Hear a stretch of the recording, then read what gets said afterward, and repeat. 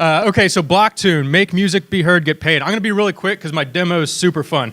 So monetizing derivative music is complex. Like hip-hop's derivative music. Like Public Enemy had an entire album where they just took other people's content, layered it, and then they put their words on it. And it sounds like a whole new thing, but then 100% of their proceeds went to the artist that they took music from. So how would an artist do it today?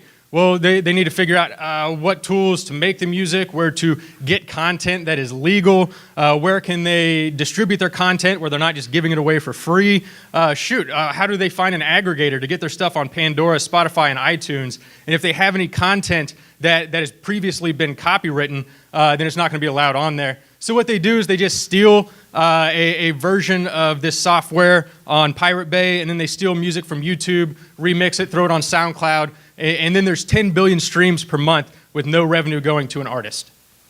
So this derivative music community, hip-hop, EDM, there's just like lots of music today. So remixers, 93 million people, and this is people on Facebook who consider themselves remixers. That's where I get my people from. Vocalists, same thing, 84 million people on Facebook consider themselves singers or rap artists. And then fans, Facebook listeners who listen to derivative music.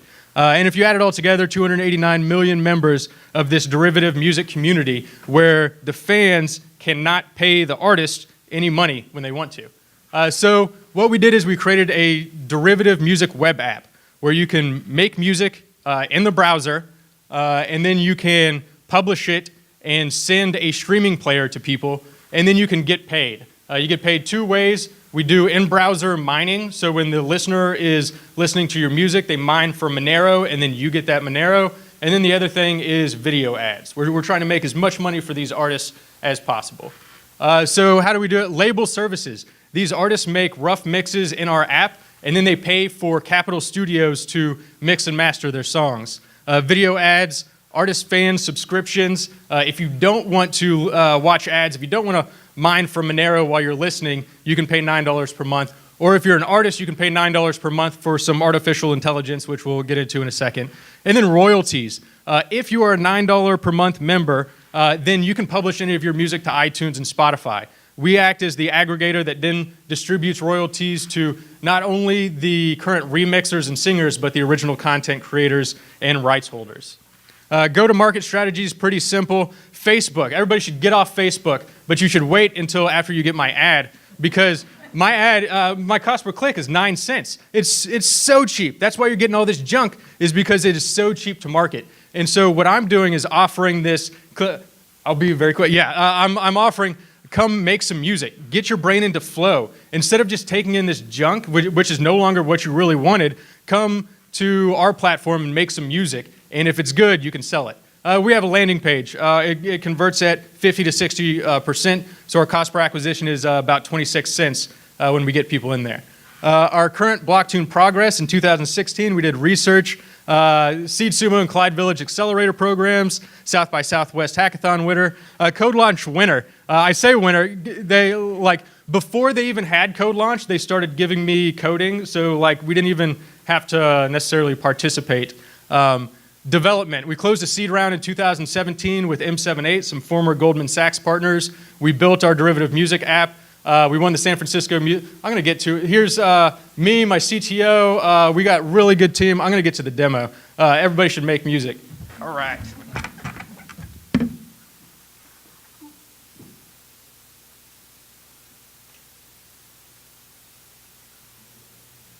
Okay, so here's the home page.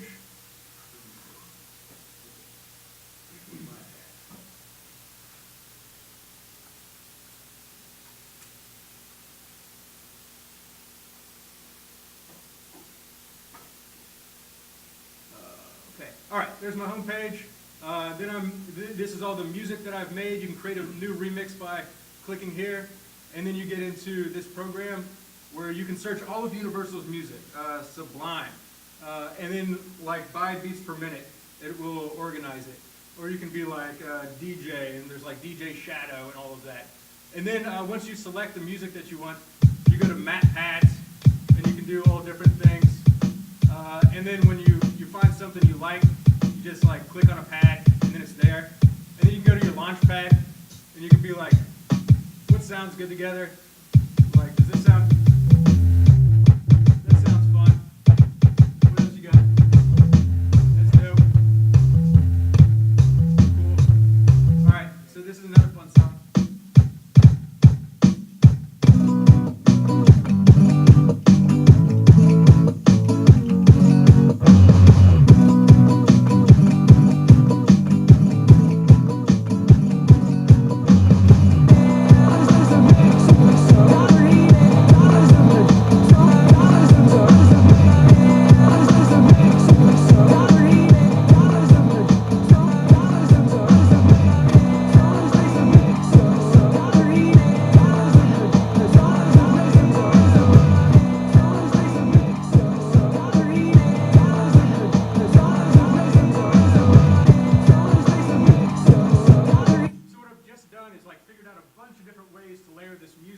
So once I'm like, here's the slices that I like, I can go to my composition tool. The AI that I'm talking about is you can start sliding between different ways you want to put this music together. I was able to put this one together myself.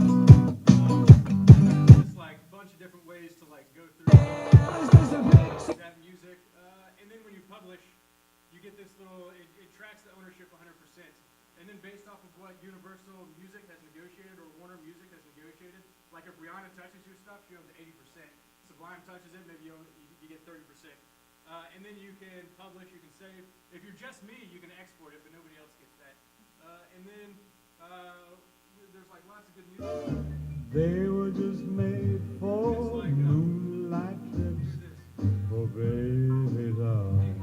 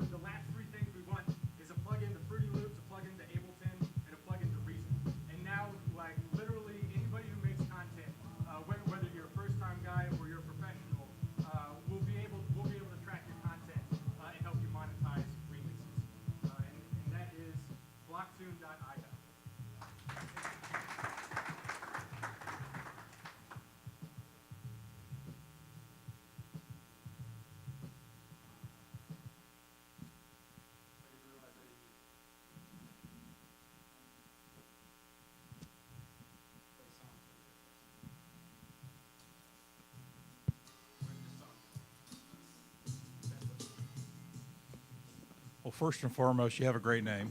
Oh, is your name Matthew as well? Yes, very well. Solid.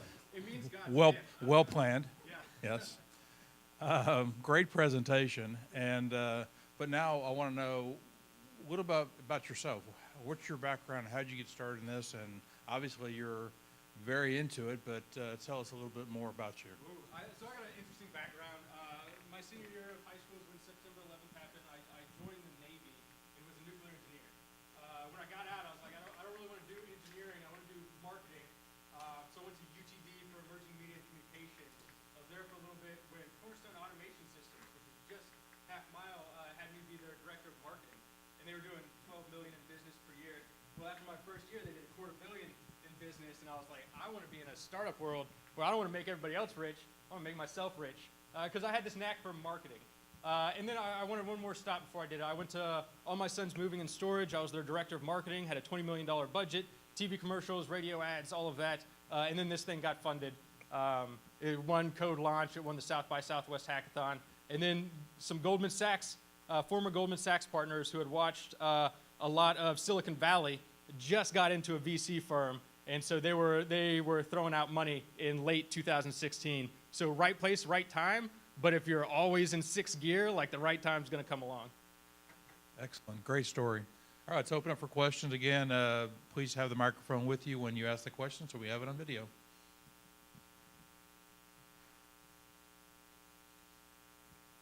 I can keep talking. Oh, okay. No, this is really cool. This is more of a casual interest, having sort of fooled around with some of the stuff in the past. In terms of getting access to the copywritten talent and the royalties that are paid, those calculations are already set by law, correct? Yes.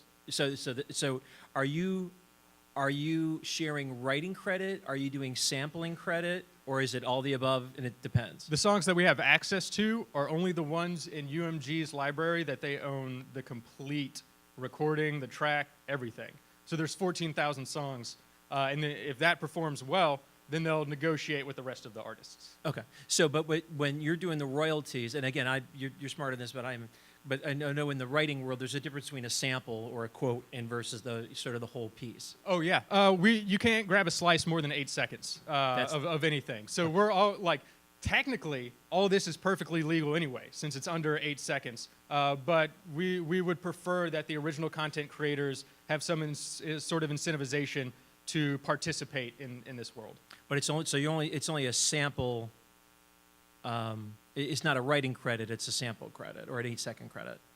Correct. It's under 8 seconds. But in this particular case, we're working with two different kinds of music. UMG music, where they own the writing credit, they've bought everything, so they own the whole. They own the full shebang, and we have API access to it. That's the only reason we can do it. And then Creative Commons songs. So there's like 100,000 of these where the artist has said, we want you guys to use it.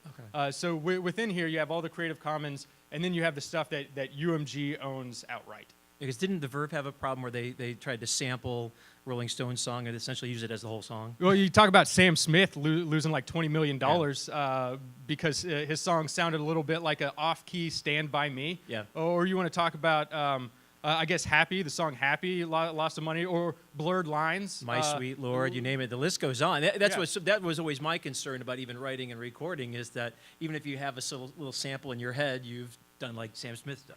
Right. But you're covering that by your negotiation with the publisher directly. Correct. Cool. Very cool stuff, Matt. Could you share some of your stats, like number of users, your revenues, and even your valuation, if at all you could? Gotcha. So our most impressive revenue is from our blockchain mining, which I try not to brag too much about, but that pays for me and my CTO's salary. Like as we're just doing beta testing, we've got 20,000 user registrations. When we launched it as Blocktune just last week, we're getting 100 people a day, and it's costing us about $25 per day. So we're just going to keep going until our funnel looks perfect. Because I'll be honest about our biggest issue is we get people in here, but it's in like difficult mode. And so it's hard to find slices that sound good, so we're trying to automate a lot of that. Our last KPI, we can get people in there making music for 30 minutes, nobody hits publish, because they're like, this isn't the perfect thing that I want. So our last thing is active users to publishing. And once that's done, then floodgates are open. Our stack, because you mentioned people wanted us to do app. Well, we're React, and so we're single code base, and we could be deployed. Right now, we're in browser, but we can be deployed to mobile apps if we want to. So, Matthew, thank you for being here. I've been looking forward to this presentation since before you even applied, because I knew you were the perfect, one of the perfect people to present here. So my question is, we talked briefly before, and you guarantee 100% accuracy on the rights management, right? Mm-hmm. How do you do that? So because we have a remix tool that brings the audio within browser, and now you're remixing that music, we have 100% accuracy on the tracking, down to like the 0.0000 millisecond. And so we just add all of that content together, and then based off of our algorithm, should this piece of content grab 80% of the ownership, or is this Creative Commons content so it doesn't take any equity? All of that is automated, and you see it within the tool. Once you get to that pie, if you go back and change your music, that pie changes. And so it's automated and extremely accurate. Cool. I loved your presentation. I don't know how you're doing it with the digital rights management. As you know, we've talked about that, but I'm so impressed that you're able to kind of navigate the things with Universal Music Group and Warner and everyone else. I do have a question about the performing rights organizations, ASCAP, BMI, and CSAC. So with Universal, it sounds like you have it covered because they own all of the rights. I'm assuming they're paying the performing rights organizations, or are you paying them direct? So we're in communications with the PROs. If you're a user and you make music in here, you should technically go with the PROs yourself. And so we're going to include it in here. But we've talked with BMI and ASCAP, and we're like, do you want us to just do a connection to BMI? And they're like, no, legally you have to give them the option to do all three of them. So it's just going to be a service and added revenue, but we will act as the aggregator for that. Almost like a publisher or a record label, or all of it at the same time. Okay, cool. Thank you. That's a difficult one, though, because it's also playing the original content. So I don't know. We'll cross that bridge when we get there. I love your presentation. I definitely think it's going to bring on a little bit of a revolution with our generation as far as creators in the music realm. And I have a lot of friends that are in music, a lot of producer friends. Do they also have the option of adding on their own samples and beats and lyrics, all that good stuff? Yes. Sweet. Awesome. Yeah, it's you saw my son with his that was my first upload to create content. Right here's when you upload content, other people aren't going to be able to use it because it's not 100% safe. You could upload some Tupac or something we don't know about, so only you can use it. And then if it becomes a violation, then we take that person's content down. Hi, I love your energy, loved your presentation. So is your target market more professionals, like his friends and somebody that's in the industry, or is it for anybody? And then if it is for anybody, because when you were doing the samplings, I was like, I wish he had it color-coded like for dummies, like for me. Like if I don't know anything about music, I know this beat and maybe this third one down on the second row would go lovely together versus just kind of picking and choosing randomly. Well, right now it's in difficult mode, and it's for pros, and that's what we needed to build first. Then we're going to add in a layer of automation where you just find a little loop that you like, and then we're going to give you hundreds of other slices that sound good with it. Then you're like, yes, yes, yes, I like all these slices, and then you're just going to scroll through different ways to compose it. A lot like an Instagram filter. We're going to be the Instagram for music, where anybody can go on there. Within 10 taps, you got a jam that you like. And then there's still that difficult mode where if you want each little thing to move here and there, then we'll have that.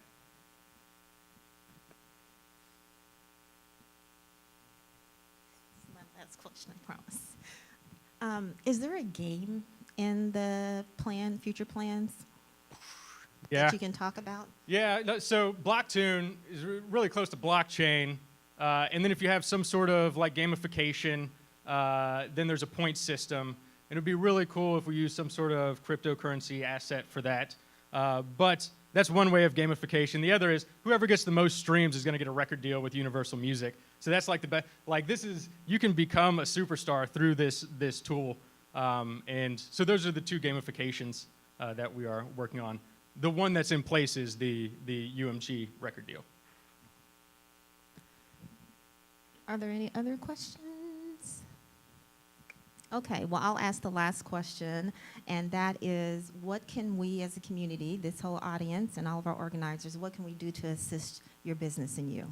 Well, there's two things. One, you could go to blocktune.io and make music, and then when you get frustrated, give me an email and tell me why, and we're gonna be working through that. The other is we built this remix app and we patented it in order to get the major record labels to put their content in it. And it was just kind of a dream.